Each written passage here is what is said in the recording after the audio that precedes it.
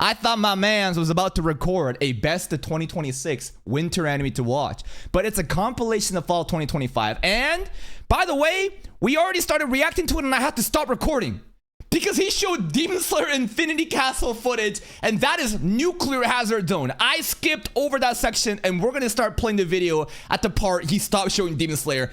I got copyright struck twice for reacting to the free Crunchyroll trailers. Do you understand how retarded that is? People having copyright struck for showing a frame, like probably Pretentious did like an analysis, like review on the production value struck. Dudes are uploading full fucking Infinity Castle movie reaction for no reason to dumbasses. Anyways, lock in. The only one in the headlines because One Punch Man fans ate this year. And then collectively we ate shit. Threw up. After 6 years of waiting, One Punch Man dropped a bomb not even Oppenheimer could recreate, giving us a season of animation so impressive, Google Slides is about to license it out as an add-on. History has taught us that everything good comes in threes. We've had the big three of World War II, the big three of colleges, the big three of tennis, the big three of shonen, and now, this year has finally given us the big three of frames. And the beautiful thing about the past projects, 2 or 3 are Bandai Namco produced, you know? Say what you will about Bandai Namco, but Blue Lock and One Punch Man, both the same production committee. Well, not the exact same, but the same corporate entity. Beginning after the end, that shit is genuinely a mind-blowing situation where the author got scammed by Crunchyroll and Tapas and Studio ACAT. And the most fucked up thing is Studio ACAT that's behind Beginning After the Dead. Of course, different directors launched another anime where this one, what was it? It was the one where it's like, he was the sword user. He was the magic user. He was just going around.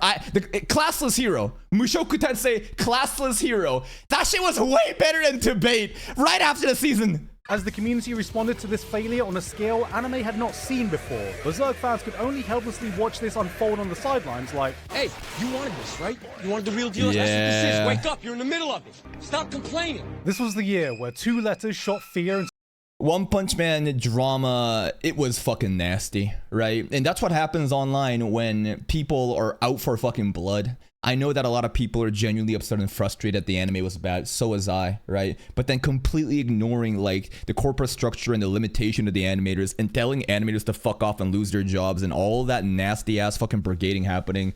I'm just so glad we're done. Until it's coming back out in 2027.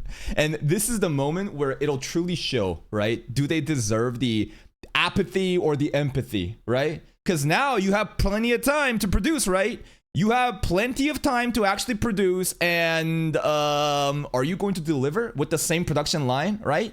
So we'll have to see. to anyone that heard them. AI. So is it any wonder people are afraid of technology? Technology! And the anime community was not immune to its effects. We had masses of fake scenes posted with the release of Sora 2. Grok got its own AI companion, as if people weren't lonely enough. And of course, OpenAI allowed users to flood the internet with Ghibli AI drawings. Oh boy. Looking Miyazaki right to the eye and thinking, man, I don't think you hate anime enough yet. And if you're like me and just realized that all this happened within the space of 1 year, yeah, I know. I wouldn't blame you. It's gonna get faster and faster. Have you noticed the surge in prices for storage, by the way? Not just GPUs, but like SSD, solid state drives, you know, hardware, just like anything memory storage. Prices are all going up. Why? RAM, exactly. Why? Data centers. If you don't understand, in order for companies to compete against each other, you know, going all in on AI, they need to invest in data centers, and those are very, very resource intensive. Obviously, supply and demand. Now, those vendors are more willing to, you know, manage their resources and sell to corporate customers, while the average consumers like us, we get fucked. Enjoy it, bro. Being on the internet felt exhausting at some points this year, and the online landscape was as confusing as ever. Stop! Stop! Interaction. Stop fucking showing Demon Slayer, you dumbass!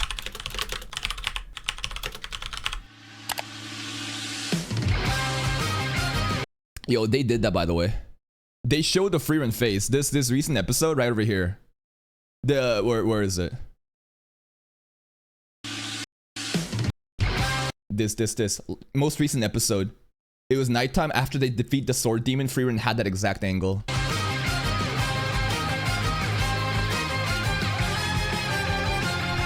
Raise your hands up! I beg of you! There's no time left! Don't Don't be afraid. He's a very good man. Offer up your energy. But the year ended with Nah, this is fucking... Nah. Goku's a fraud here. This is a very good litmus test to see, are you an actual anime fan or not? So many fucking retards think Goku did it all at the end. No, Goku could not relate to the average person. Vegeta honestly pissed off the average person. When they were in the need to gather energy for the final spirit bomb, none of those Saiyans could do anything against Boo. Guess who stepped up? Mr. fucking Hercule himself, bro. Mr. Satan pulled up. actual people united under one banner. One drawing a Freewen with a chin so chopped she could withstand an uppercut from Mike Tyson. The voice actor for Freewen changed it to her profile picture as artists all around the world came together to help draw a rare case of all-around positivity being spread online. This was the alive human theory. Real human-to-human interaction. No bots, no AI, just sheer determination to pick up a pencil and the will to follow what we knew Himmel the hero would do. Once and for all, proving the strongest AI slop can still be defeated by the weakest pencil user. Did anything else happen this year? Oh yeah, Bond, his own anime? This is the part where I normally get to my honorable mentions, but today I have something else I need to mention honorably, and that's today's sponsor, Arknights Enfield. Yo, have anyone played this game? I honestly really wanted to get into it, but then I realized that like the big bulk of this is a very different type of gameplay that I didn't realize. Like factory management, you know, I don't know. How do you guys feel about it? How do you guys feel about this game? Anyways, you guys should use Gigguk's code Arknights Enfield right over here, and I don't know. Go support him. Go support this small content creator. Link to Gigguk's Arknights content right there. This is your first time here, I rarely put continuations of shows I've already talked about on previous lists unless it really goes above and beyond and gives me something new to say about it. But that doesn't mean I didn't continue enjoying them. Dun might not have gotten the same buzz that episode 7 provided, but I've really enjoyed the character-focused development we got. Everyone likes to talk about the weirdness or the flashy action, but this shit is doing romance better than most romance anime right now. Yeah.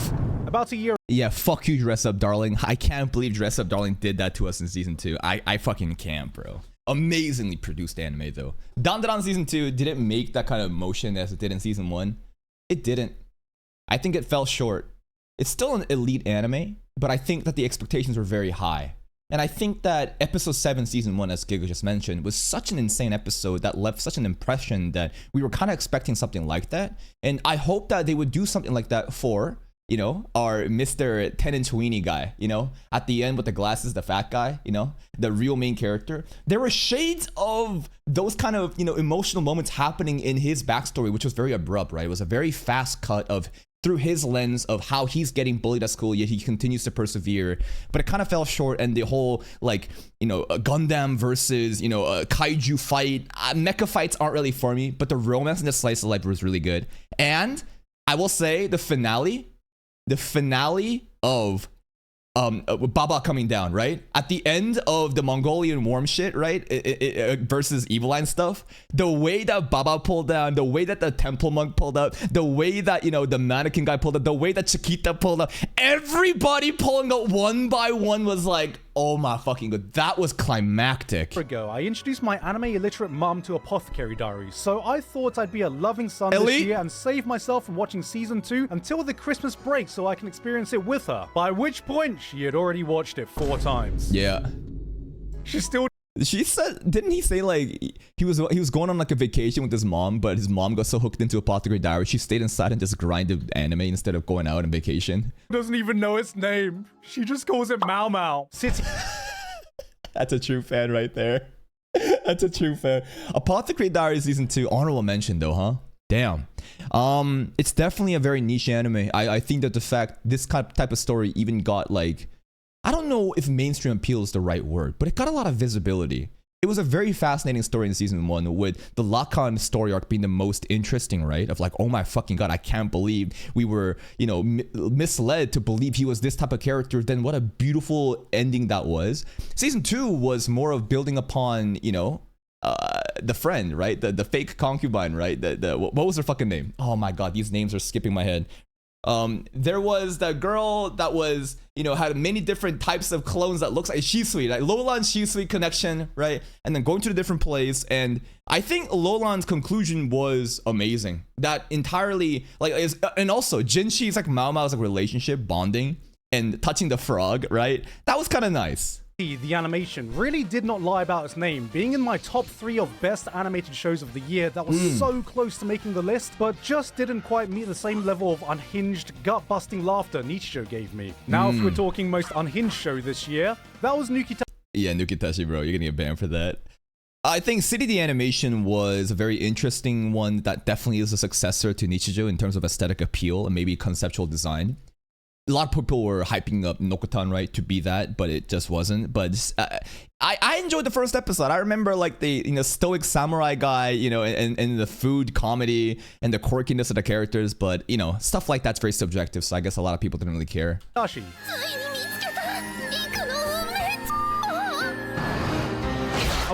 I need you to realize that the scene leading up to this is the guy finally fucking her. The guy who was determined not to lose his virginity for reasons I don't know why, because I didn't watch the anime. I simply skimmed through for research. He was fucking her, and his cock kept getting bigger and bigger. She got cocky, and she thought like she was riding him, but he was like, nah, you're gonna take this shit at the end. And he had a flashback. Bro had a flashback, and then his cock grew, and then she couldn't handle it. Then bro like gave her the final back shot, and she got hucked into the fucking street, and then she got isekai by this truck. I would love to talk about this one more, but the amount of frames I'd be able to get away showing here would equal that of an episode of One Punch Man 3. Good one. Oh, anime of the year. Here he is. Solo Leveling. Now, I know you're going to ask me about this, so let me just set the record straight. And the anime award goes to... Yeah, Solo Leveling. You ready? Sung Jin Woo from Solo Leveling. Paid chill. How could you do this, Gigguk? I like Solo Leveling. Solo Leveling is a series that... Sung Jin Woo from Solo Leveling. I like Solo Leveling. The pain in his eyes. The pain in his eyes and his professionalism to stay calm and composed. But I know you. I know what you're feeling inside.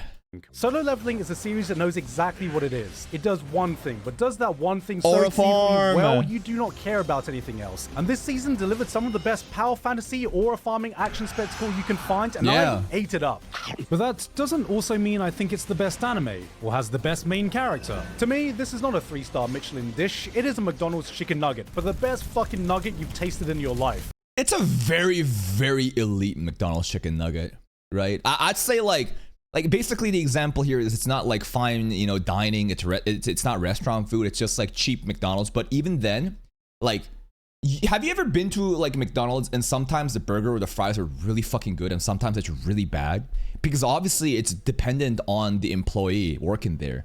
Is the employee working there right now a fucking burnt out stoner 17-year-old kid that has no idea what he's doing? That got 3 hours of sleep? Or is it like a single mother of 3 trying to get promoted? Most likely immigrant single mother of 3 trying to get promoted and fucking putting the work in. I know this is a fucked up example, but the quality difference is huge, okay? And I think that Solo Leveling is that single mother immigrant of 3 that is trying to get a promotion and is delivering the best fucking quality chicken nuggets possible in McDonald's. And who wants to live in a... And the best part is Gigguk is the one that heralded Solo Leveling into North America. This dude gassed the shit out of Solo Leveling like no other before season 1, and we reacted to it and we farmed those videos. And now Gigguk, this is it. We have to live in the world now. You ushered in. world without nugs. Nice. Last year, I did a cop-out by putting a movie at the top of the list. Thankfully, this year was so 100 Meters or Chainsaw Man movie at the top of the list this year then. stacked with choices, I didn't need to do that again. But if I did, 2 titles would definitely be making the list. Chainsaw Man lived up to the absolute cinema meme it originally started. It did. This wasn't just another shonen movie adaptation. It was a perfectly crafted cinematic experience. And I think it says a lot that for how much jaw-dropping, mind-blowing action sequences this movie delivered on, The depth of quieter, writing. serene pool scene is the one my mind always comes back to. Absolutely. That pool scene with the soundtrack playing in the background right now, this bittersweet love that was never meant to be. Oh my God, what an amazing self-contained story, just concisely wrapped up in this movie. Just delivered so much more impact than like a season of anime, 2-course season of anime could ever do. But standing toe to toe with that, 100 in my eyes, meters! is 100 meters. Yeah. If Chainsaw Man was that critically acclaimed blockbuster, 100 meters would be that Oscar-nominated indie movie with moments equally as breathtaking and cinematic. Here's a fucked up analogy you're gonna hate me for. So if we're gonna be comparing Chainsaw Man the movie and 100 meters, Chainsaw Man the movie is the solo leveling of movies, while 100 meters is the Chainsaw Man of seasonal anime. You know what I mean? You know what I mean? Basically, the idea is popularity versus super niche product that also shines, you know, out of the greatness. But like, this is not gonna get. Yeah, Demon Slayer is a solo leveling. No. Chainsaw Man is the Demon Slayer of the movies. 100 meters is the Chainsaw Man of movies. How about that? Cinema. This is a film about running, about people whose lives are about running. You see people who destroy their lives over obsessions, over chasing records, chasing achievements, sacrificing everything, only to wonder what the point of it all was to begin with. You see people unable to fully commit to themselves in fear of finding out they're not as good as they think they are, crafting a prison of their own anxieties How they're relatable. unable to break out of. You see people so desperately searching for meaning in what they do, unsure if they live to run or run to live. People who've always been second best yet still have not given up on believing in themselves, breaking the reality life has crafted for them, and then halfway through the movie you take a step back and think, wait, we're still talking about running, right? And that's the beautiful thing. This movie never had to be about running, right? And that's why I love sports medium so much. It doesn't matter what the sports is. They could have made this shit about ping pong. In fact, that anime already exists in the form of Ping Pong the animation. I hear a lot of people have been recommending me saying this is that kind of story too. Because the purpose of these type of movies or shows is to talk about what competition is in this world. Humanity attempting greatness, sacrificing everything for one goal, and sometimes it's not enough. And then what do you do to cope with that failure or success, right? So while the medium is carried through running, it's not really about running. It's about life. It's about competition. This movie doesn't just speak to the soul. It goddamn drags it out, shakes it by the scruff of its neck, and shouts full volume at it. Somebody, somewhere is going to find this movie at the right time of their lives, and there's going to be a line uttered by a character in here that shoots so deeply to their core, they're going to switch their life into manual mode after having lived it on auto the entire time. Yeah, I hope that person doesn't listen to Zaito saying, sacrifice your leg, it's just a clump of cells, glorious forever. If that is the lesson that you've gotten as the final lesson of this movie, it's not it, right? I think that mentality is necessary, though. If you're on the path of greatness, you do need to be insane. You do need to be obsessive. If there's something you truly want to be great at, you do have to be, you know, become that monster to sacrifice everything for one thing. And that's what the show also tells you to do, right? Without that kind of like desire and obsession, you can't reach the top. But once you've gotten there, and then what? Right? How long is that sustainable? What is your purpose? Or are you even happy, right? And that's the continuation of that mentality and Zaito's character development. Time.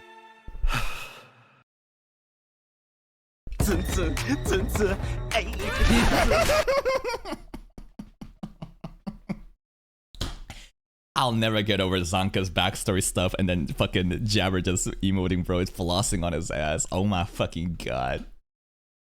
This beat is so good.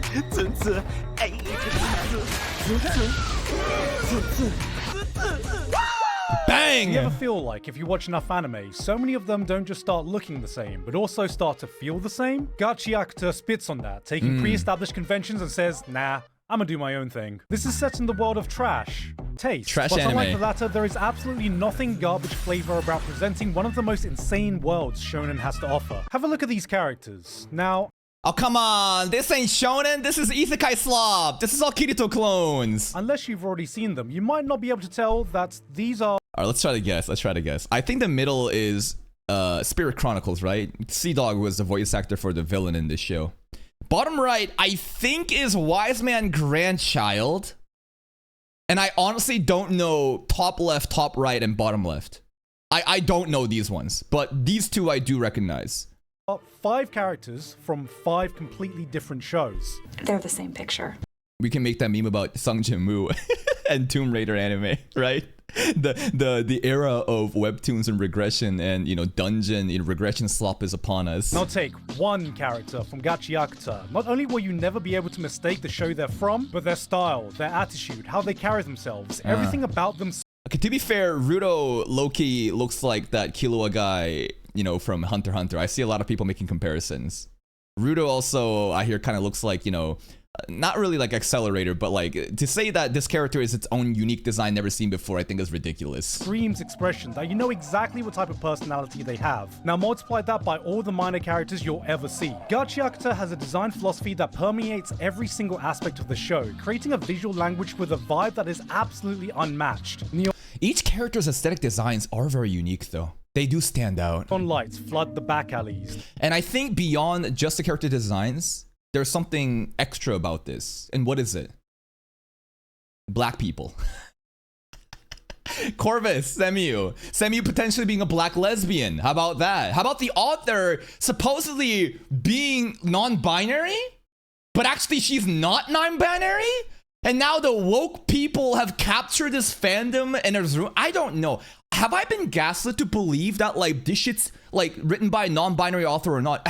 What was the conclusion to that? So she's not? Because Kei Urana came out with like an Instagram story saying, oh, Kei Urana is non-binary? Really? I thought that really was her saying like, oh, really? You didn't know? Or more it's like, oh, really? I'm non-binary? So did we really get backseat by the fucking woke crowd on Twitter? That's crazy. And I don't care if you're non-binary or not. You can call yourself whatever. Just give me your pronoun. I'll play game, right? But the fact that like I got backseated into... I got bullied into saying that. Dude, people are like, you can't say she, this, a they. And I'm like, okay, they, them. I feel like a fucking retard. The streets are crude and gritty, with a stench that almost permeates through the screen. Graffiti plasters every wall you walk past. The world doesn't just feel lived in. Every little detail exudes a sense of character that communicates a story to you without having to utter a single word. The author teamed up with a real graffiti artist to help craft the art behind it, which just adds that layer of authenticity to its Yeah, the mangaka collaborates with the graffiti artist, and that's why like the art style is so unique here too. visual identity. And also, just look at her. She is a character in her own world. Then look at her. She. Okay. And a lot of people were also comparing Zanka's sister, right? At the end of the season, pulling up that looks like her and saying, is that character non-binary? Can I call it a her? And I can't believe these motherfuckers they had the balls to literally just lie out their ass. Imagine backseating someone's identity and policing others on the pronouns, and that ends up misgendering them. You can't make this shit up. she is a character in her own world. Then you have the power system. It's trash. Parentheses affectionate. It's amazing. Having a system where objects treated with love and care are imbued with powers. Thank you, Alan, for the prime. It's not only original, but serves as another vehicle for characters to express themselves. It's the only show where you'll see characters use scissors, umbrellas, gloves, hair cones, and glasses as weapons, but then you start to wonder, why is that object this character's vital instrument? What does that say about their personality, their backstory? Which objects do I have that define me? It's ideas like this that feed. I'm just saying, bro, an Onahol Jinky would go fucking crazy. A girl with the dildo or a guy with the fucking fleshlight, but like, you ain't ready for that plot yet. Your imagination to the possibilities it opens up, and that's what I felt watching Gigguk in its entirety. It might not be the most polished shonen of our generation, or have a story that pushes it to new boundaries, yet I constantly found myself hitting that next episode just so I could spend a bit more time in the insane world it created. I think Gachiakuta is very good. Great even. Was it peak? I'm not sure. I think I rated this an 8 point something out of 10. It was very strong. It was not a 7 out of 10. It was not just generic. It was not, just... It wasn't just consistent. It had something more to it than that. It had polish. I think Studio Bones Films, right? They nailed the adaptation a lot. There's a lot of fucking annoying people who are shitting on the adaptation saying it's bad. It blows my mind. And that kind of crew is just kind of obsessing about like one-to-one manga frames. It's kind of the JJK stuff right now too, about how people are so upset with like Toji's representation in the manga panels. But despite that, right, the really unique thing about Gachiakuta that really stood out to me was obviously the first episode in the world building and how they show the setting of discrimination. Like, it's not new to us, right? To see like this kind of, discrimination of, segregation of different populations based on what they are, and then the pit, right? That was very compelling. The Mysteries of the Angel, the Watchman series, that shit was really, really endearing. The animation hype in the first couple of episodes wasn't too mind blown by it. I think that the pace really just started to pick up once we got to Amo. The Zanka Jabber stuff before that with Rudo was also pretty hyped to show what Zanka's about, Jabber's about, but it just felt like there hasn't been something special just yet, right? Something to really make this like go viral. I think the Amo moment truly took it to that next level. The backstory was so fucked up, and the story elements surrounding it so tragic, while it also built it to the plot and adds more mystery about the angel, the mysterious angel guy, and who, our potential father Regto could be. What about Engine? What about what's he hiding in the bag, right? And then after that, right, the shocking surprise with the guns. The fight against Corvus, right? The Raiders versus Cleaners, man. That shit was fucking hype. And the way that it ended again with, the Watchman. Oh my god. When Nerdy is in the sky and she's like doing the Gojo Sato moment, and then you see the Watchman. Oh my god, bro. Stuff like that gets you chills, right? I think that the creative decision, the creative like design of this show is definitely there. Solid anime. Would absolutely recommend, would absolutely be proud to say. This isn't Battle Shonen, right? I think this is a Battle Shonen. If it is, be proud to say this is my Battle Shonen. That pushes it to new boundaries, yet I constantly found myself hitting that next episode just so I could spend a bit more time in the insane Can't world wait for it season created. 2. The Lord and Master of Luna Mountain! Krivatas! Oh, this kind of fell off in terms of audience retention. I think a lot of people gave up on the show afterwards, but I think this is still another 8 point something out of 10. I think this is the dark fantasy done right. Tell us bad news! We need to hustle back! Too far away! What happened over the past millennium? And what is it that brings them here? Fantasy is the double-edged sword of the anime world. Swing one side and you have some of the most critically acclaimed, beloved shows in the entire medium, respected by everyone who watches them. But swing the other side. What did you say? Beloved shows in the entire medium, respected by everyone who That's gotta be a joke, right? Why are you gonna talk about fantasy and how it's respected by everyone and beloved by everyone, and you show Mushoku Tensei there? Come on, bro. I know it's an elite show, but you really gonna say that about this show specifically? watches them. But swing the other side and you're greeted with some of the trashiest, stinkiest shows you can find in the medium. And I'm not talking about the gachiaku kind. So when a new fantasy anime comes out, I'm always thinking, which side is this one gonna swing? Alright, looks like we've got some hyper-violent action. Could be edgy, could be mature, unsure. Oh hey, there's proper thought put into the world building and politics, so it's not just the same copy-paste Demon Lord fantasy world. That swings that way. Okay, the hero's been Book of given an Torah. immortal bodies. Sounds like this could potentially be power fantasy-ish. Yeah, that's a little stinky. But then, I watch as the hero yeets herself off a cliff, leaving just her mangled corpse remaining, only to have her body parts grotesquely shoved back into place as you hear the crackling of bones over the most guttural Amazing soundtrack choice played right now. I think this is Keiichi Watanabe. I think this guy did a lot of the soundtracks for like Nier and shit like that. only to have her body parts grotesquely shoved back into place as you hear the crackling of bones over the most guttural scream of pain as her body is forcibly put back together little by little, while the bandits around her can only watch on in horror. And it was this moment that I realized, This is special. Approved! Cleaver-test is the kind The gore, right? The violence. They don't fuck around. They don't hide. They show it all, and it gets nasty, and you can feel it. of brutal dark fantasy show I've been missing. Not a full-on masterpiece like Keiichiro Watanabe is an animator. I gotta get this right. Nier soundtrack composer. What's his name? Keiichi Okabe? Now I'm getting animators and composers' names mixed up. Yeah, it's this one. Yeah.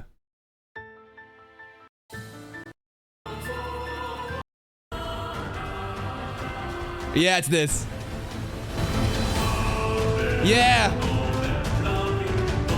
This guy, the work that he puts into like JRPG, not JRPGs, like Japanese like video game soundtracks It is fucking mind-blowing. The part that he was playing during the Klebata section reminded me of it, and it was him, I'm pretty sure. Berserk, but just a fun show that takes itself just seriously enough. You have a protagonist that is heroic and kicks ass without being annoyingly idealistic or stupidly overpowered. Also, she has an eye patch. The world and power system isn't just copying off every other power fantasy out there. The protagonist has an eye patch. The violence is gratuitous while being purposeful and setting the tone of the story. You can see the hallmarks of what could have turned into an edgy fantasy, slavery, prostitution, but then you're reminded that anime can actually treat these subjects with the weight that they deserve. It's Man, the Nell backstory, how fucked was that? This girl who was knocked up by a bunch of bandits and then believed to think that they were all stillborns. She has no purpose other than being a breeding cattle, but even then she finds solace in providing livelihood for the children. He's stuck there and to free her. And oh my god, that first bandit arc was fucking crazy. And the villain of this arc, the voice acting, man, Buggy the Clown, I'm pretty sure, peak. With the weight that they deserve. It's not always for the faint of heart, but it's the kind of grungy 90s fantasy show anime hasn't seen in a long time. She's got a goddamn eye patch! Yeah, and she was also badass, and she had an entire character arc about what it means to be a hero after falling short to be a hero, the people not believing her, right, and how the people resent the heroes for fucking up, right, and the mysteries of the world too, of like, why are there the dark continent and these dark beasts? Like, why are the heroes destined to go out there when they clearly can't fight? What about the fucking forge of the family, right? What's going on? It has a mind of its own. What's the Book of Torah? Season 2 is announced, and we're going into a magical academy arc. It's gonna be pretty fun. I hope the retention will be there, but I'm kind of worried. I think it's gonna face sequel syndrome, right? No matter how good an anime is, a lot of people, if they didn't even stick around for the season 1 ending, they're gonna get more filtered out for season 2 content. I'll still check it out though. But it's the kind of grungy 90s fantasy show anime hasn't seen in a long time. She's got a goddamn eye patch! True.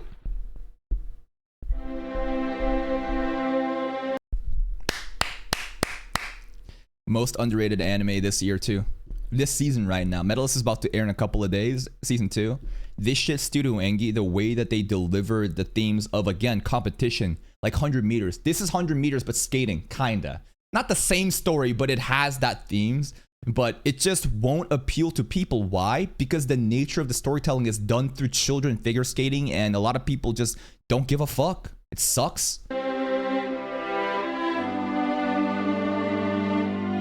I watched all of season 1. Check out the playlist. Parent and how their eyes light up when talking about their kids. They show you a million photos of the same pose. They brag about the smallest achievement their kid was able to do. You feel a sense of pride you've never felt before towards anything else when they speak. That's what watching Medalist makes you feel like. This is a show about ice skating, but it's also... She was a crazy oral farmer, man. This girl, the main rival, man. Oh my god. Medalist makes you feel like. This is a show about ice skating, but it's also a show about role models and the rewards of what being a great role model can get you. Inori is an 11-year-old girl who's been told she's too old to enter the figure skating world. She's shy, insecure, and collects worms for a hobby.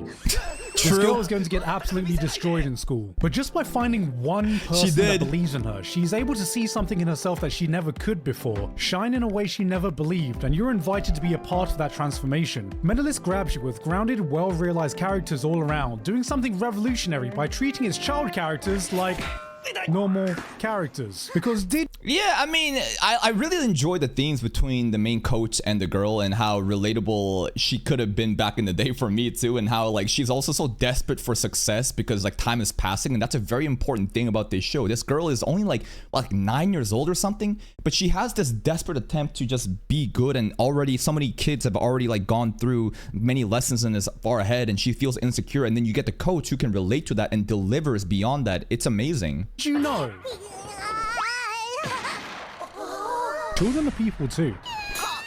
When you think about it, it's kind of fucked up how much your life insecurities and self-image are defined by a few early moments in your life. Maybe a teacher said that you were dumb, and then from then on you just accept that as a fact. Or maybe, hypothetically, you were told your hair looks silly, so you start spiking it up like fucking Sasuke. Or a friend said you were boring, so you buy this Scarface poster to pretend like you have a personality. Or you look like a nerd with glasses, so you start wearing contacts every day. So seeing someone... That felt very, very personal. That felt extremely personal, and Gigguk, I hope that you are doing better now. Like fucking Sasuke. Or a friend said you were boring, so you buy this Scarface poster to pretend like you have a personality. Or you look like a nerd with glasses, so you start wearing contacts every day. So seeing someone who was able to be set on the correct path. 1 second. One moment. That's me, not you. That's me, not you. Hold up, hold up. I'm just trying to restart my stream. You can see chat maybe complaining right now on the side. They're like, oh my god, what's going on? I'm trying to reconnect.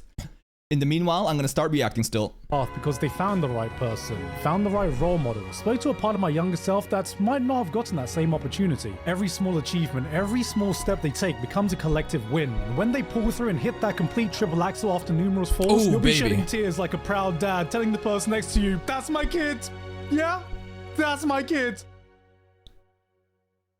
I just wish that an anime like this would get more recognition, because I think that Studio Engi has a very bad reputation of like being very like bad reputation of not delivering fully polished content. I think they have that negative stereotype due to their past resume, but this is the one anime that I think they really nailed it on. Yet again, the medium of it, right? It's a very ambitious project, and the genre sometimes just doesn't capture a wide enough audience. It's unfortunate.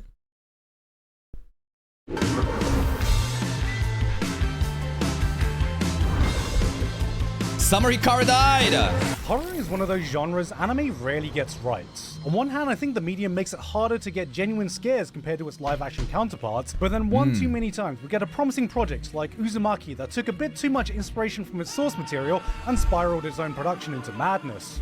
Literally spiraled it into madness. I think that Summer Hikaru died is kind of like... It had its moments in the beginning with the horror stuff. But I something about the sexual innuendos, and it's not just me, they were very, very upfront about it, you know, whether it be just like cream coming out of a tube and, you know, two forks, you know, top and bottom, just gay innuendos. I enjoyed it, it's fun, but sometimes that kind of got in the way of my immersion. It's still an amazing anime. I just wish that they were more focused on the terror aspect.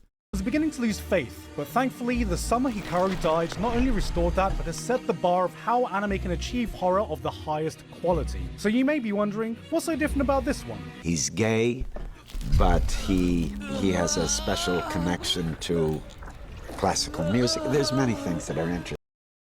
I don't even know where the fuck this, you know, reference comes from every time I see this, bro. But yeah, it's horror, but gay. And I do think that the relationship of Hikaru and Yoshiki like that is very significant in the way that he sees his best friend, potentially lover, I think it is obviously lover, gone, and he tries to, you know, understand what does it mean to be a real person. Is it the body? Is it the memories? This person has the body and the memories, yet they're not the same. It doesn't feel right. And the discovery of that, of Yoshiki trying to figure out, should I abandon this person? Should I keep going? And then him double tripling down and basically just kind of dancing with the devil. It's compelling. Thing about him. I'd heard so many great things about this manga, but I watched the anime knowing nothing about it. I wanted to go in raw, and apparently, so did they. And within the first few minutes, it's evidently clear how...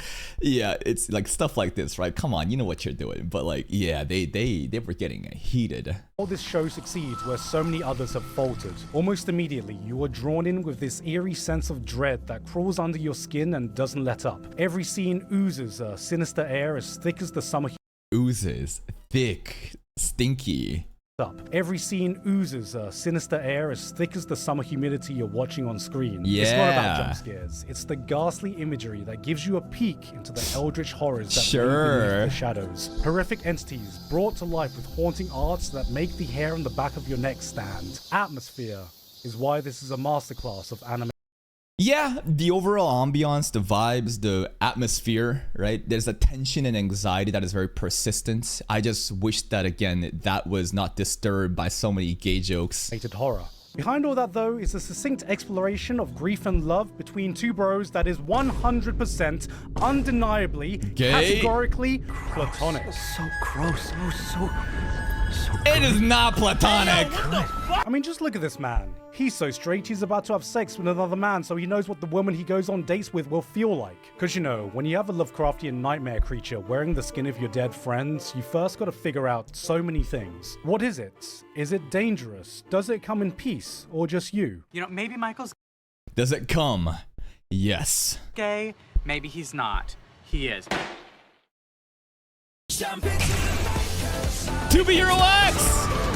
I think Summer Hikaru Died again is still a very great anime. I just think that it got glazed to the moon by the source material readers, and I had a lot of expectations. A lot of people were gassing up the production of it, and I think the production is beautiful. I think the vision is amazing. But again, I just wish that the initial feeling of horror and terror that was set in that first episode kept on persisting throughout.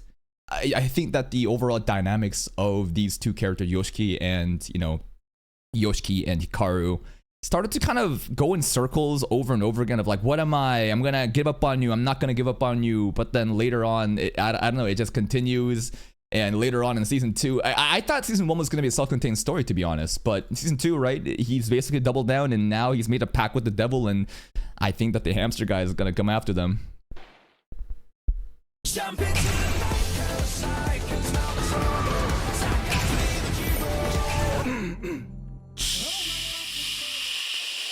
What? China.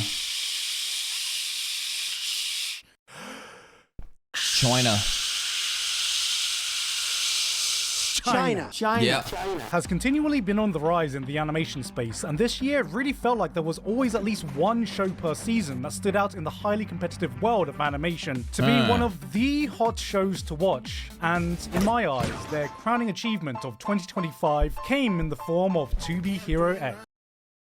Nah, paid actor. He had an interview with Director Howlin'. Nah, this is a paid shill. Nah. To Be Hero X is amazing. Director Howlin' truly is amazing. I'm very excited for Link Click. Season 3 is coming up, and I need to prepare for that of this fall, I think. And I hear that, the story is obviously going to be amazing because it's the same director. To Be Hero X was a very ambitious project that covered so many different heroes, which is hard to keep people engaged and locked in throughout the entire story. But the fact that they went through all that and it came all together and it was a beautiful setup and finish, like, let's fucking go. This is China's own take into the superhero genre that asks the question, what would society be like if people could gain superpowers based on the social media influence they have? India is now a world superpower. OnlyFans is more powerful than Disney. But in the world of the amount of Indian grifting scam accounts, bro. I'm just saying, right? The whole term of do not redeem and the negative stereotypes, it just doesn't help when they keep doing shit like this. Be Hero X, anyone can gain superpowers as long as you are able to convince the masses to believe in you. Trust is how you gain power in this world. People's mass perceptions dictate not only who becomes a superhero, but the types of powers they get and the life they lead. There's Furman, a firefighter who saved a young girl from a falling ceiling that went viral, gaining him the power of incredible strength and invulnerability at the expense of never being able to take a proper shit ever again because he can never bend over thanks to his immovable image. Then there's this guy. Bro literally could not take a shit. He couldn't. Stand man. The comedy in the drama, man, it's amazing. Never bend over thanks to his immovable image. Then there's this guy. He got his powers from a League of Legends chat lobby. The risk with a series like this is that you lack a central protagonist to be able to follow the story through, but it more than makes up for it by being able to explore a multitude of interesting ideas with the premise that they've set up. Not every story is as equally compelling as the next, but every hero is wholly distinct both thematically and visually. Slowly but surely, you are able to piece together the timeline of events and see it all come together at the end. Yes, the chronological way that it unfolded as you went through the characters, right? Like in the beginning, that was the future, basically, respective to the, the content happens in the next episodes. And it kept going and showing what's happened in the past with different characters, of why certain characters did this and that, and the way that it all comes together, it is beautiful. And if that wasn't enough for a reason to watch it, then there's also Hero X, who has the interesting ability to run through a season's worth of animation budget every time he snaps his fingers. Outside of the unique world setting and power system, this has some of the coolest action sequences I've seen in an animated TV series. And if that still isn't enough for a reason to jump on, watch it because the creator's a pretty cool guy also. I don't know why I heard that one. Paid actor! Of course, there's a lot of misery, but it is the same misery that is all around. Oh, this I think should be anime of the year. I think a lot of people reduce this show down to trauma porn and say, oh, it's because it's dealing with such heavy themes that you feel triggered and therefore, you think it's so amazing.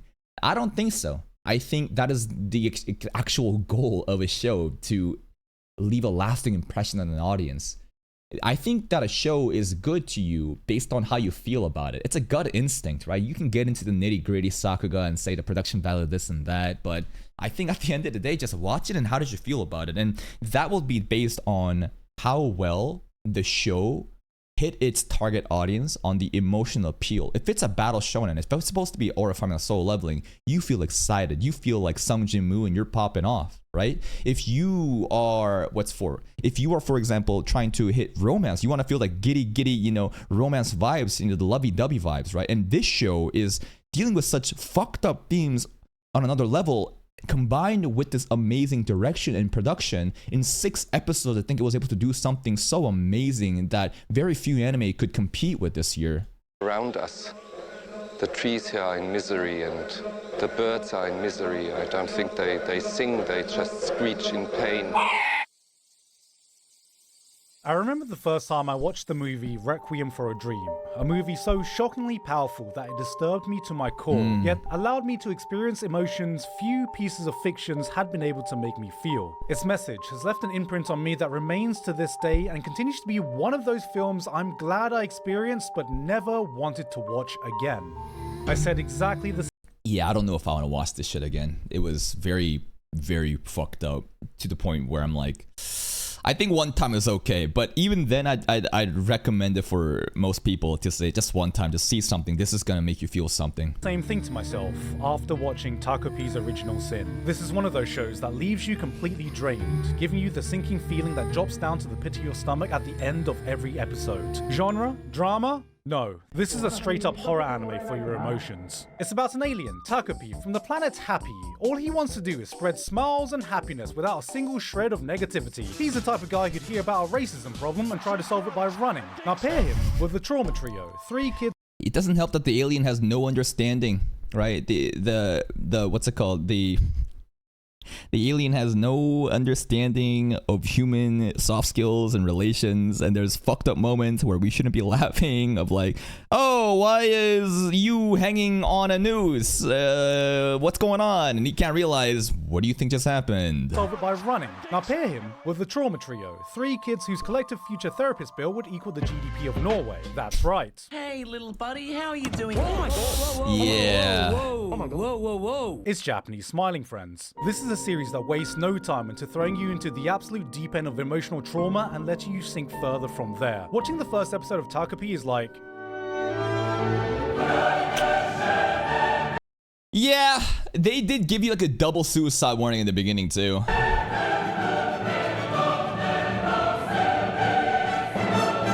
and then the series just continues pounding your emotions into the ground. It presents you with some of the heaviest subjects a child can go through with no filters to help avert your eyes. If I had a nickel for every time one of these kids got whipped by a belt, I'd have 0 nickels. Because their parents used the fist.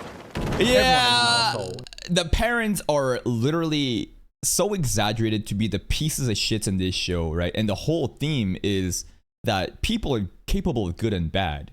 And the environment that you grow up in, the parents, if there is no proper guidance, then like these children will be fucking monsters. And this girl, you know, you hate her and you cheer when she dies, but later on you realize that like, oh, I see, right? And I think that's the brilliant way that the author depicts these shows of morality, ethics, good and evil. You feel like a victim, but what if the victim actually is the oppressor? Everyone is the worst kind of human they can possibly be. Then when you're shown that faint ray of sunlight at the end of the tunnel, your first instinct is to think, oh no. But that's not to say there is no point to all of this suffering. For how despicable some of these actions you witness are, it constantly reminds you that the biggest villains are the parents who failed them. Parental neglect, physical abuse, and worst of all, a law-accurate Asian mom.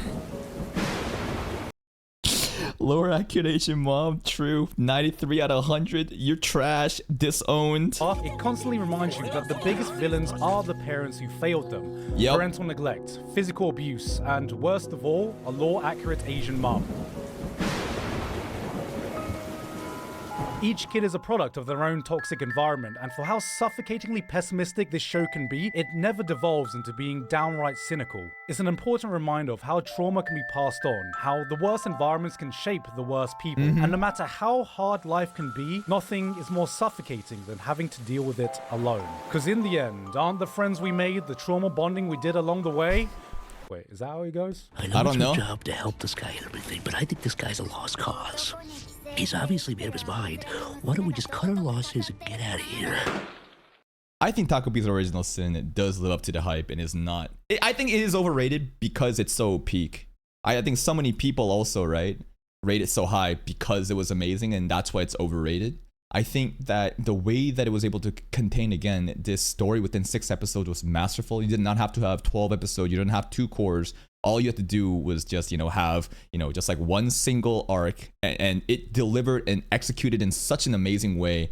And the mind-blowing time, man, I don't want to spoil too much. Honestly, at this point, you guys already fucking know. But like, this absolutely would be contender for Anime of the Year. Settle up! 2026 is now officially the year of the horse. Yeah, no, we're not gonna show that. I'm sorry.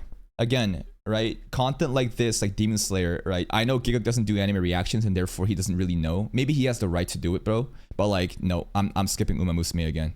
This shit will get you fucking canned. There are copyright holders that are very aggressive with this shit. Uma Musume, my overall take is season 1, core 1 was hype, exciting. I think that the way that they combine horse girls and idols and competition and sports and aura farming, it's amazing. People should absolutely check it out if you enjoy the hype sports shonen genre, right? Core 2, unfortunately, we had to just stop because of the copyright issues, but I bet it was fucking amazing. Cygames is killing it. Cygames, though, I wonder if it's kind of, the direction that their studio is going, utilizing AI technology. I don't know what they're doing with that. I don't know what that means for the future of Kagurabashi either. But Cygames, from what I've seen, is elite so far. Ban, The Boundaries of Adulthood. This was a new anime made by a fairly new creator in the industry.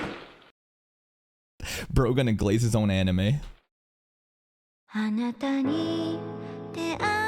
Oh, come on. You can glaze your own anime. You can. Why not?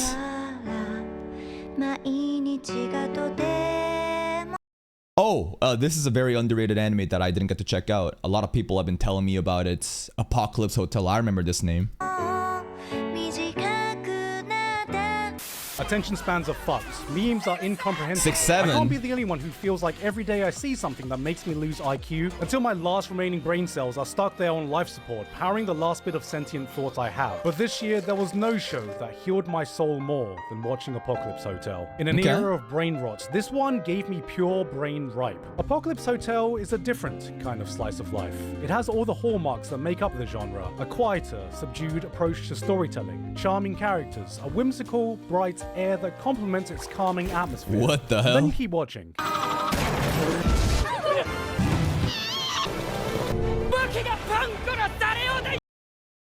Excuse me? Ponko's cucked husband? What is the context here? Okay, maybe there's a bit of brain rot in this one. Doomslayer Tanukis, Power Rangers fighting Kangaroo Thanos, a fucking mech battle in the middle of a desolate cityscape. You can put on an episode and have no idea what kind of unhinged shenanigans you're going to encounter next, but behind the chaos and the laughter, it constantly delivers a story with a heart few series are able to reach. Interesting. A door-opening robot that fails at opening doors, a hospitality robot with no one left to serve, a hotel that opens to a place with a population of 0. This is a world with no meaning, where characters are forced to find their own. How is it do you find purpose in a place where there is none? Watching this band of lovable misfits allows you to reflect about the purpose you may be missing from your own life. It's a show so hopelessly optimistic, steeped in layers of melancholy. A story set in a bleak place where no hope should be able to be found, yet it still is able to greet you with the warmth.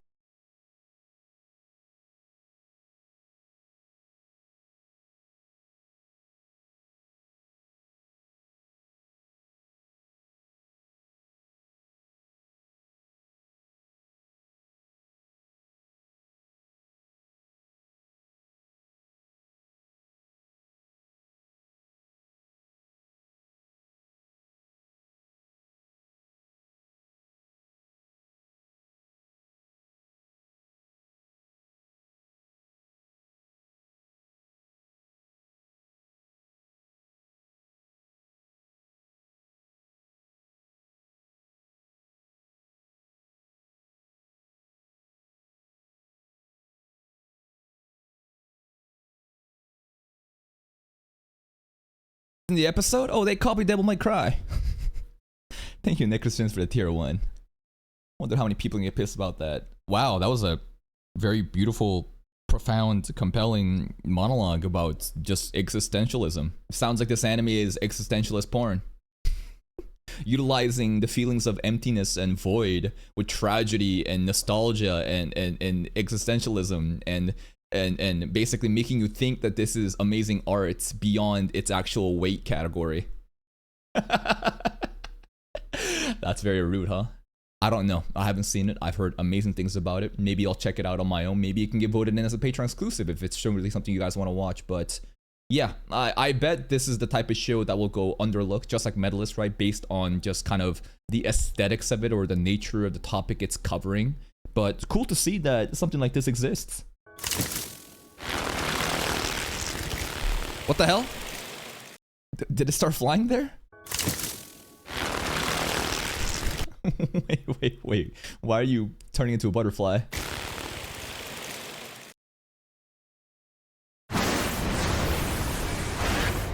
Was this supposed to be the end? What is this?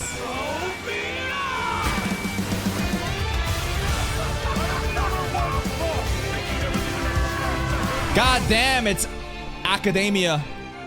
Shonen action shows are the lifeblood of the anime industry. They are the most popular, have the most influence, and are very often some of the very first anime we end up watching. It's these shows that help shape a young generation of people, and I certainly can't forget what they instilled into me. As a kid too young to understand anything, I saw heroes fighting against evil to protect the things they stand for. They stood up for those who couldn't, represented all the good in the world, and though I grew up and realized the real world isn't as simple or idealistic as the one portrayed in the realm of fiction, it's these stories that helped set me on the right path. It gave me hope. It gave me role models. It taught me about the person I should aspire to be. To me, this is what shonen is meant to be about. Yeah, wasn't that great when Battle Shonen used to be about these amazing themes that young men, again, shonen is literally categorized for young boys, right? Shonen, that's what it is, right? Shonen Jump.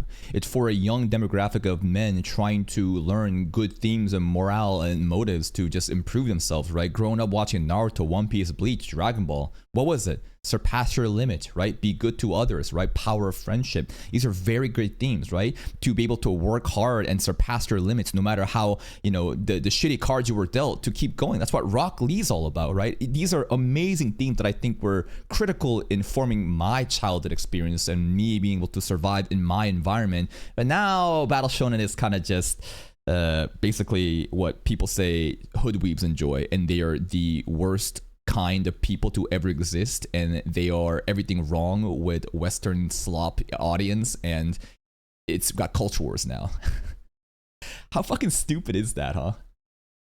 Like this current Japan versus international audience, everyone defaulting into basically the international retards being black for some reason because they're America pill. They're so captured in identity politics. Then they have like a derogatory term specifically for them, calling them hoodweebs. I mean, yeah, I agree that a lot of the gunball gamer equivalent, right? The people that only play Madden, FIFA, they only play COD, right? They only watch Demon Slayer. They only watch these battle shonens because of this new era of anime influx during COVID tourism. Yeah, I bet a lot of people are black, right? And we see that online, but it's just so cringe, these forced narratives of identity culture just ruining this amazing genre for what it is, man.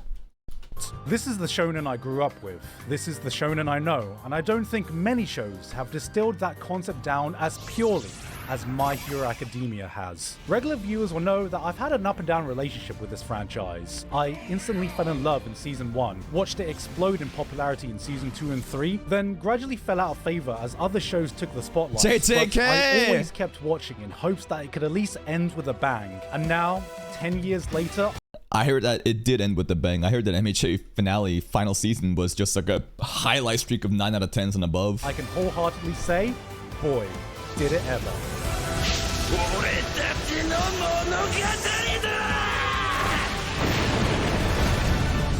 This final season delivered a spectacle worthy of the legacy it will leave. And now that's all over, looking back, I feel like My Hero Academia came out in a strange transitionary period. In a time where its contemporaries were getting darker, getting weirder, getting bloodier, it almost felt like MHA was the squeaky clean, straight-laced student in a classroom of delinquents. And basically, it's some pussy-ass vanilla shit.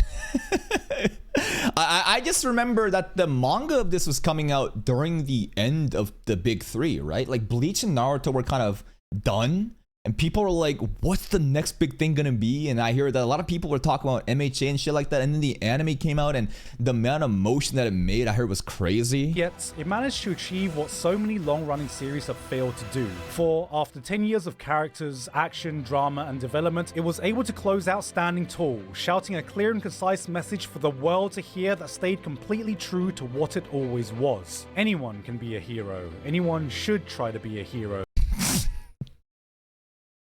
What the fuck is this haircut? Even if it's just for the people around you, it's hopeful, it's optimistic, it's some. Is this Ego from Blue Lock?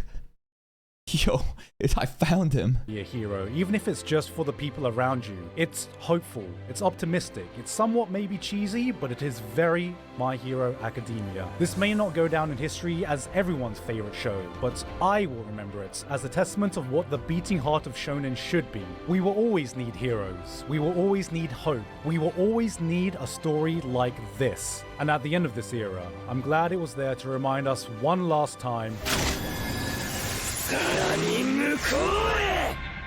Looks amazing. All I see is people just complaining about how Deku just is going to work a minimum wage job now. I don't know, the fandom is pretty toxic with that shit. I also heard a lot of shitty things about, you know, the woke mob, you know, basically like people saying that people are leaving this and going to Gachi Akuta now. I don't know how true those agendas are. Overall, my overall sentiment of MHA as someone that's never even seen it, other than Vigilantes, is it captures the essence of heroism really well. Like even in Vigilantes, right, with like Knuckle Duster, right? What a fucking compelling character, Koichi, right? And All Might showed up for a couple of seconds, sometimes here and there, and there's a lot of like interesting little Easter eggs and fan service, like that Aizawa guy, the Eraserhead, looks really cool. Hopefully we can watch that on the 3rd channel if that ever comes out, right? Definitely have this as a back pocket. A lot of people are hyping it up, and it's the end of a big journey now. I think that it definitely made its mark. I think people will remember this show. It was one of the greats. All right, and now, what's number 1? Ban. What's it gonna be? His number 1. Orb. Pretentious ass. Nah. This dude fucking Lord of the Mysteries. Should have been Lord of the Mysteries. Nah, Orb. Don't even fucking tell me. Ain't nobody watched this shit. Nah. I know the numbers. The only people that actually appreciated this were the fucking elite hardcore, the opposite of weebs in Japan. Basically, weebs are Western people that glaze Eastern culture. There's a lot of Eastern people that glaze Western culture, if you've noticed, right?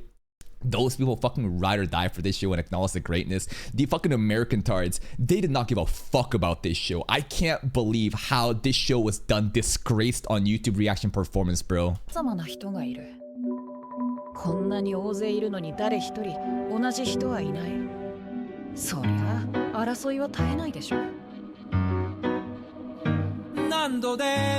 Woo! In my line, that opening was fucking hype. Also the plot twist, right? Of the opening and the main character changing, fucking crazy. Work. I watch a lot of shows. I remember a lot of shows, but rarely do I have the time to go back and rewatch them. It's only when something truly lingers, a story that grabs hold and follows me, that occupies my mind whenever I have a free moment. That one line that sticks with me not because it was. I want you to realize this dude fucking recorded this. Like, this is not a candid shot. It's just, I don't know, it's just funny when I like take a step back and realize like bro fucking had a camera put up just occupies my mind whenever I have a free moment. That one line that sticks with me not because it was witty or punchy, but because it touched on something deep, something meaningful, something real.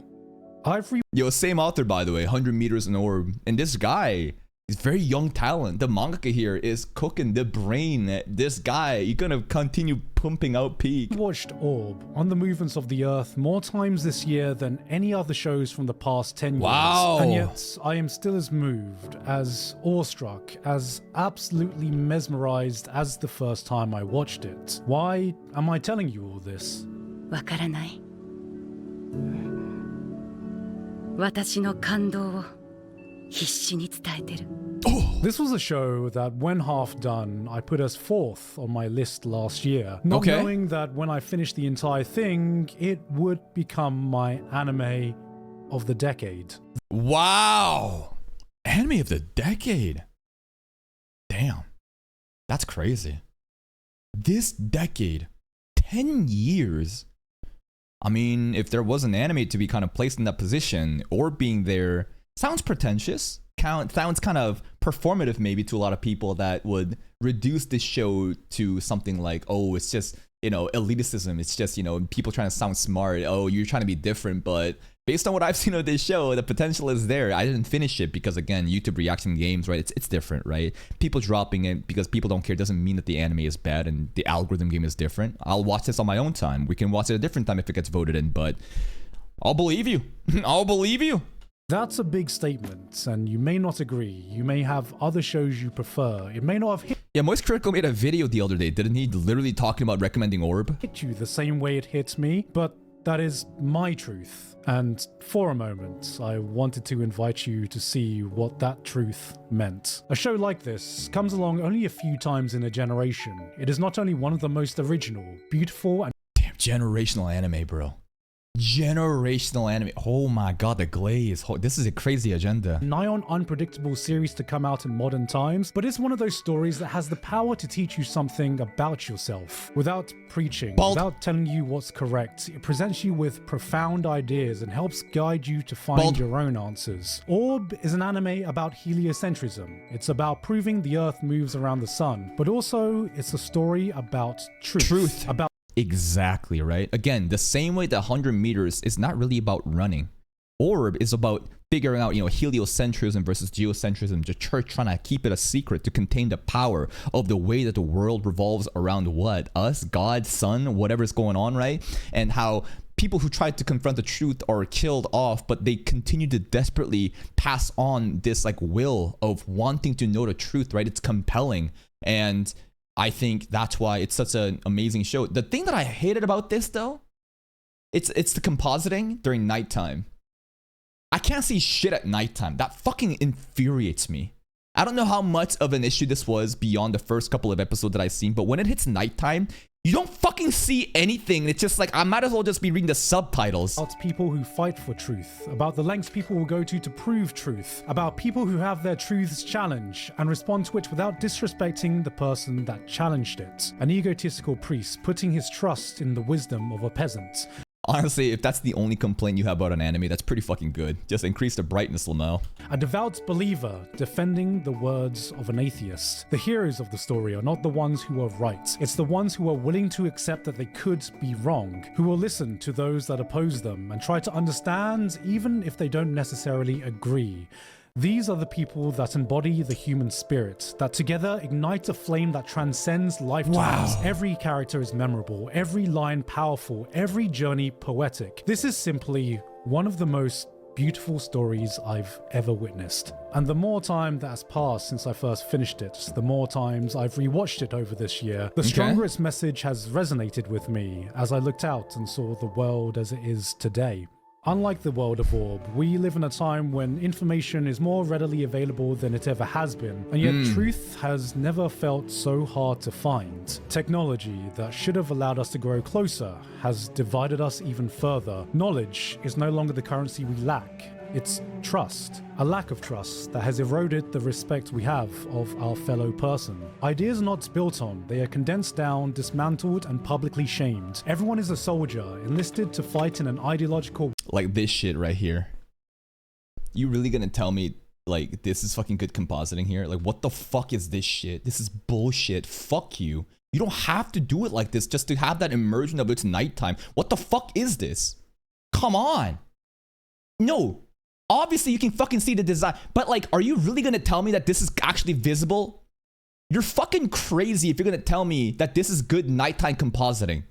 You wanna see how good nighttime compositing is done? Look at Sentenced to be a Hero and how it does it. It's nighttime all the time there too, fighting in fucking caverns and shit. You can see, bro. This is fucking garbage nighttime.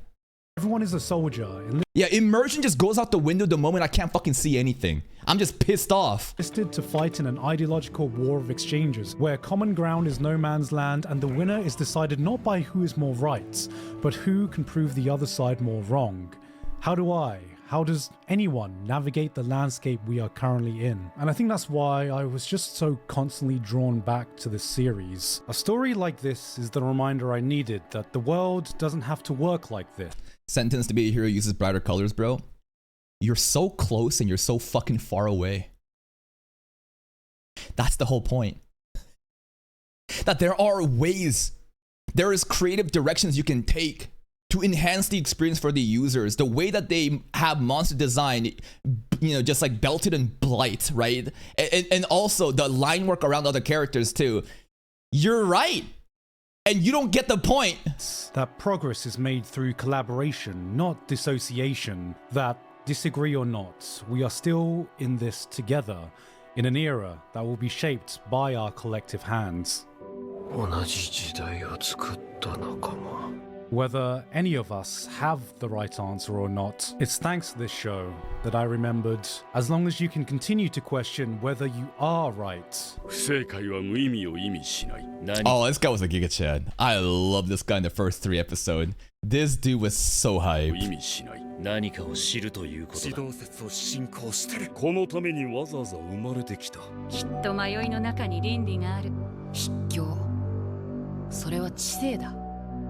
You won't find the wrong answer. Wow. That was poetic. Bro is a poet. Bro is a weeb poet. Like the way with his words. Sometimes he's making the most corniest, you know, degen fucking otaku jokes, and the other times he's just fucking going off of a monologue talking about truth itself and how compelling that is. Anime of the decade though, huh? Anime of the decade. I think we're jumping the gun. I think that it could be, and again, it's a very subjective thing too. Who am I to say? This is his list, right? Anime of the decade. This isn't even anime of the year. This is anime of the decade. I would really have to look at the past animes that we've seen. Surprisingly, Re:Zero Season 3 was not mentioned. I hear some people are upset about that. Lord of the Mysteries, not mentioned at all. But this list, to be honest, let's look at it again. Let's look at the, you know, again, the honorable mentions were nice, right? Gachi Yakuta, number 10. Kuribates, number 9. You know? Medalist, number 8. I love that Medalist is on here. Very underrated show. Summer Hikaru Died, number 7, is kind of crazy to me.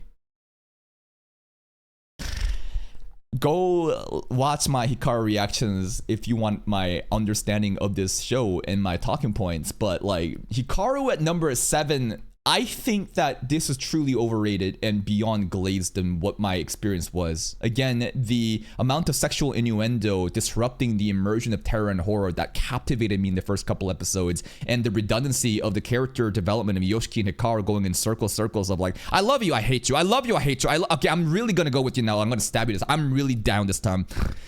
I don't know, bro. To Be Hero X, loved it. Fucking loved it. Very ambitious project. Again, the fact that they were able to not only, because there's multiple barriers of entry with 2B Hero X. The fact that it had 3D models pissed off a lot of people in the beginning, and also the context shift of different characters, right? These are many things going against this show to succeed, and it did fucking amazing.